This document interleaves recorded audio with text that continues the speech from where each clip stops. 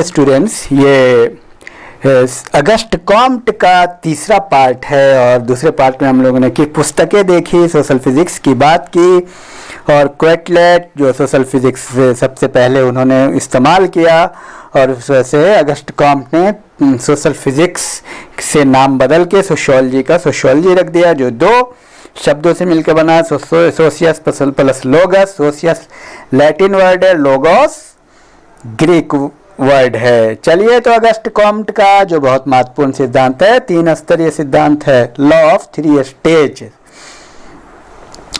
तो Auguste Comte कहते हैं कि प्रत्येक समाज जो है दुनिया में वो 3 स्तरों से, विश्व का हर एक समाज 3 स्तरों से होकर गुजरता है और वो 3 स्तर क्यों बदलते हैं, ये सबसे महत्वपूर्ण सवाल है।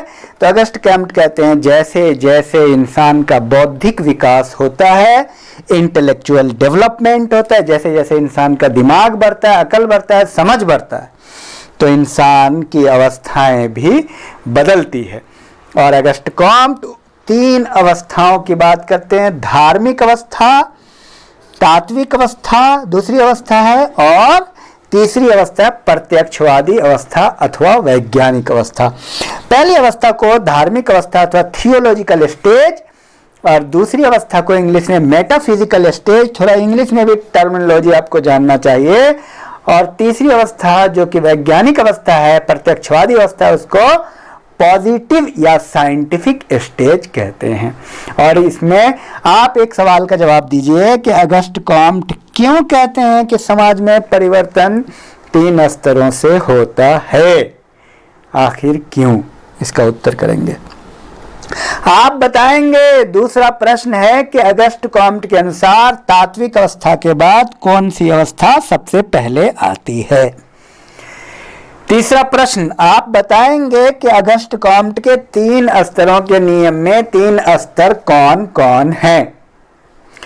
और एक अहम बात यह है कि अगस्ट कॉम्ट के जो धार्मिक अवस्था है उसमें भी अगस्ट कॉम्ट ने 3 अवस्थाओं की बात की है। धार्मिक अवस्था में भी 3 अवस्था है, जीवित सत्तावाद, उसको फेटिशिज्म कहते हैं, फेटिशिज्म, और दूसरा है बहुदेवतावाद, पॉलीथिज्म, और तीसरा है एकेश्वरवाद, मोनोथिज्म। अब सवाल ये पैदा होता है कि धार्मिक अवस्था क्या है। तो अगस्ट कॉम्ट कहते हैं कि इस अवस्था में जब सोसाइटी होता है तो हर एक काम का निर्धारण, हर एक डिसीजन, हर एक चीज का इंटेंशन सिर्फ धर्म के आधार पे होता है। सारी सोच, सारा विचार, सारा तौर तरीका, सारा रीति रिवाज, सारा इंटेंशन, सारी आइडियोलॉजी, हर एक डिसीजन धर्म के आधार पर लेते हैं कोई भी निर्णय। और जैसे अगर कुछ भी हुआ, जैसे अगर रूम के अंदर सांप आ गया तो क्यों आ गया भाई, ईश्वर की इच्छा। सांप चला गया तो क्यों चला गया भाई, ईश्वर की इच्छा। आपने पानी पी लिया, क्यों पिया, ईश्वर की इच्छा। आपने खाना खा लिया, क्यों खाया, ईश्वर की इच्छा। आज आपने रोटी सब्जी क्यों खाई, ईश्वर की इच्छा। और हर एक काम, आपने पढ़ाई की तो ईश्वर की इच्छा, नहीं की तो ईश्वर की इच्छा। नंबर अच्छा आया, क्यों आया भाई, ईश्वर की इच्छा। नंबर खराब आया, क्यों आया, ईश्वर की इच्छा। तो जितने भी आप कार्य करते हैं धार्मिक अवस्था में, उसका निर्धारण सिर्फ और सिर्फ ईश्वरीय शक्ति द्वारा होता है, धार्मिक अवस्था। उसके बाद तात्विक अवस्था, दूसरी अवस्था में तात्विक अवस्था के बारे में अगस्ट कॉम्ट कहते हैं अपनी पुस्तक पॉजिटिव फिलॉसफी में कि ये अवस्था वैज्ञानिक अवस्था और धार्मिक अवस्था के बीच की अवस्था है।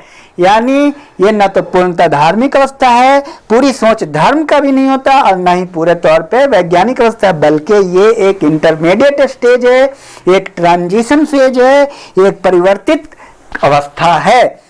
इस अवस्था में व्यक्ति की सोच बदलती होती है, न ही व्यक्ति पूर्णतः वैज्ञानिक होता है और न ही व्यक्ति पूर्णतः धार्मिक होता है। जैसे कोई भी सांप आपके रूम में आ गया तो आप यहाँ सोचने लगते हैं कि आखिर सांप क्यों आया, लेकिन आप उत्तर तक नहीं पहुंच पाते।